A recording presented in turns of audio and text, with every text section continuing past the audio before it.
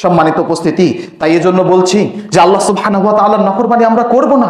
আল্লাহ সুবহানাহু ওয়া তাআলার প্রিয় পাত্র কিভাবে হওয়া যায় সার্বক্ষণিক আমাদেরকে চেষ্টা করতে হবে। তাই আমি যে পয়েন্টটি আপনাদের সামনে উপস্থাপন করব তার 1 নাম্বার পয়েন্ট হলো যে আল্লাহ রাব্বুল আলামিনের প্রিয় পাত্র, ভালোবাসার পাত্র হতে গেলে অবশ্যই আমাদেরকে সর্বপ্রথম যে কাজটি করতে হবে সেটা হলো রাসূল সাল্লাল্লাহু আলাইহি ওয়াসাল্লামের পরিপূর্ণ অনুসরণ করতে হবে। যদি রাসূল সাল্লাল্লাহু আলাইহি ওয়াসাল্লামের পরিপূর্ণ অনুসরণ না করি তাহলে আল্লাহর ভালোবাসা আমরা কখনো পাবো না।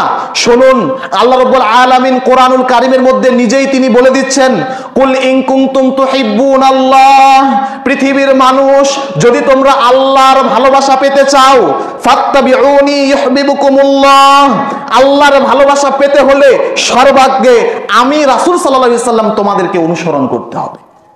আল্লাহর ভালোবাসা যদি তোমরা পেতে চাও তাহলে অবশ্যই তোমাদেরকে এই রাসূলকে আগে অনুসরণ করতে হবে।